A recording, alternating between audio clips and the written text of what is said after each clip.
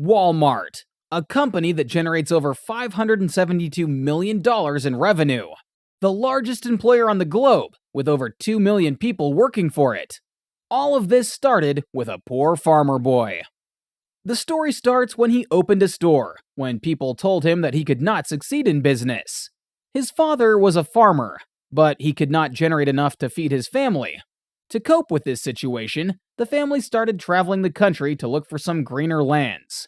And finally, they found their desired piece of land in Columbia, Missouri. He was a teenager, and on seeing his father working for survival, he started doing smaller jobs for a small profit. This is the story of Sam Walton, who was born in Kingfisher on the 28th of March, 1918. His mother started a milk business from the livestock they had on their farms, and he used to milk the cows and deliver the milk to his customers. His parents taught him that hard work is essential for any success.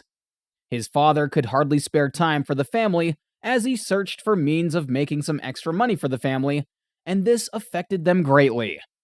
Sam, in his biography, wrote that his parents, according to him, were the two most quarrelsome creatures on the planet. To run out of this cringe atmosphere, he made himself busy in sports. He graduated from David H. Hickman High School in 1935. Afterward, he opted to attend the University of Missouri for business studies. He took on many odd jobs to earn a living. In 1940, even though the world was in a world war, he graduated and got his first job as a sales trainee in a small Des Moines, Iowa shop for a payment of $75 a week. The job did not work out for him, and he was listed among the worst employees there because he was terrible at bookkeeping. Sam's boss threatened to fire him and said he would never pursue a good career in the retail business. The only thing that saved him there was the $25 that he earned as a sales commission. In 1941, when the Second World War had just begun, Sam quit the job as he was willing to take part as a volunteer. He joined the Army, where they judged his leadership skills and offered him to become a member of the Military Intelligence Corps. He started working for them and took the rank of captain. In 1942, Sam met his better half Helen, and after a year of dating, they tied the knot on Valentine's Day of the coming year. When the war ended, Walton also had a child. To support his family, he started his own business. He took $25 as a loan from his father-in-law and $50 from his savings. He bought a store that was in loss at that time. Rent was 5% of the sales, but the store did not have any good sales. When the deal was signed, he knew it was the highest amount anybody could ever pay. He jumped all of the obstacles with proper planning and succeeded as nobody had expected. He did a deep study on the retail business and never followed the rules that he thought would never benefit him. With the store purchase, the owner was bound to buy the goods that the company was offering.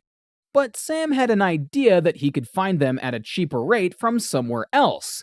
So he decided to buy them from any other store. Sam started selling goods on less amount with earning a profit on volume rather than margin. But it took quite a long time to get appreciated. The only thing that caused this great success was his main policy. This made his life easier, and his customers always tried to shop from him. When things started running smoothly, he offered his brother to join him, and they started working together for the same cause. The Walton brothers were generating a number that was not accessed by any. The business started earning around 45% profit in just a year of buying the store, and in the following 2 years, they observed an increase of another 25%. And this time, he was in a position to repay the loan he took from his father-in-law. The continuous success made him stand in the row of leading store owners of Arkansas and its neighboring states. But it was useless because his destiny was to fail brutally. Back in 1945, when Sam signed the lease, there were no essential renewal clauses in it. When his father-in-law became aware of this, he was shocked, as Walton had put his body and soul into establishing this business, and his wife supported him in the cause.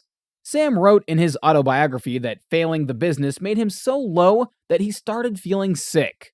He had put everything that he had into building a store according to the best community standards, and being kicked out by the same place was unbearable. Despite all of this, he never lost hope and was ready to start again with the same passion and the idea of doing things in a better way. He started looking for another store and found the one in Bentonville, Arkansas. He bought the store and agreed on a 99-year lease. He named it Walton's Five and Dine, but society did not accept him there as he heard people saying he would not last long. He aimed to prove them wrong and started selling products at much less. This store was changing the lives of the people consistently. In the 1950s, Sam took advantage of the great economy of America. On his mission of finding ways to serve customers, he learned about self-service, took steps to implement it in the business, and started earning even more money. With that money, he opened new stores one after the other and owned a chain of 15 stores by the end of the decade. Even then, he was not satisfied with his success and was willing to find more and more ways to expand the business. This time he clicked into a new strategy that gave birth to Wal-Mart. In an interview, Sam said that serving clients is our only mission, so we are building stores to offer discounted priced goods. He stuck to the idea and started making profits with them, even in the small towns. Sam approached many franchises for help, but the companies were not ready to back him as they would also have to cut their wholesale prices in half, so he took a big decision and mortgaged his house. With this money, he opened the first Walmart store in Rogers, Arkansas in 1962. The company started to progress tremendously, and Sam kept learning from his competitors' mistakes. Like the time he opted for metal shelves as they were cheaper than the wooden ones used by others in the town. He also made parking lots for the customers and never charged a penny like others. In 1970, Sam made the company public because he earned the large amount he took from loans to start the business.